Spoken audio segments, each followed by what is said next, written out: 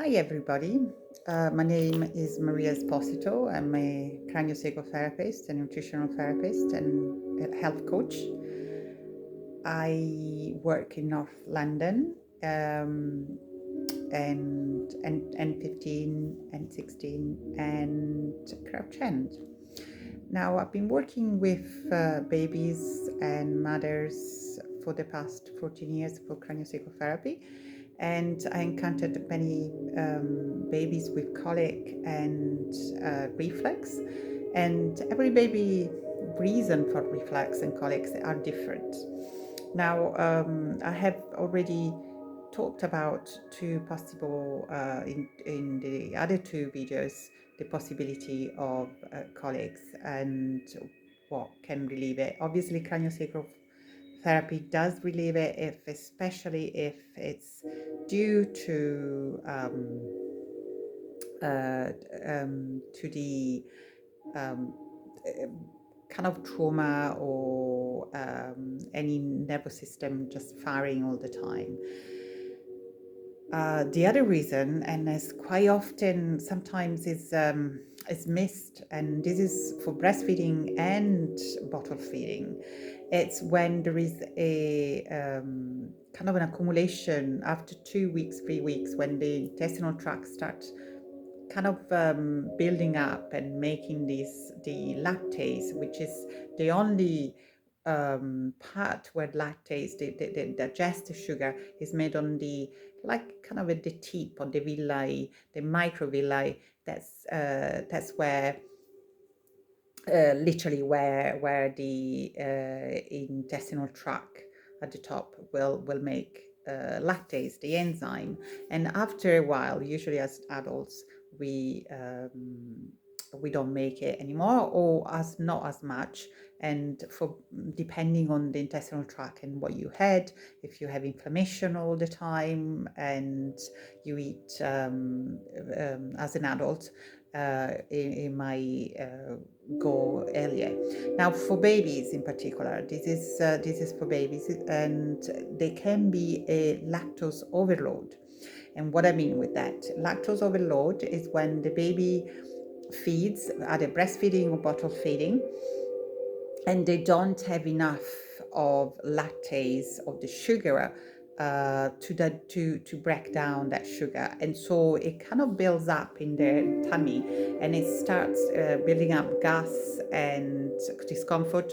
So quite often they either have diarrhea, but I have seen also, depending on the structure of the body or what is going on, it can be causing also constipation, which is a little bit rarer, as lactose will cause more, exploding poo if the baby doesn't have enough. So we mentioned probiotics or friendly bacteria, which is the foundation of a good bacteria for the baby from 0 to 2 years old, and is essential for the health of the baby later on. But now we're talking the lactose overload. And quite often, when I suggested colic, which is, you can find it anywhere, or lactase enzyme for every feed, and or you can just follow the instructions, that help that baby to break down the sugar, and hence have less of those gas and colic and pain and discomfort, which is not, it's uncomfortable for the baby, but also it keeps the parents up all night, probably with screaming. Usually they scream, they put their knees up, and they can't pass air. Sometimes they don't burp. They get reflux because they tense up. And I found that with babies, when they are in that discomfort, their fists are like this. They can't really relax, instead of being there relaxed even when they are relaxed and asleep. They all of a sudden just clench their fist, put their feet up, and hence gets very, very uncomfortable. Now again, this is not for everybody, but and it's not the mother's fault. You know, if the mother has got more lactose than the baby can digest, it's okay. It's, you know, it's better. Breastfeeding is better than you know, anything else. And sometimes because of that, some mothers will stop breastfeeding, and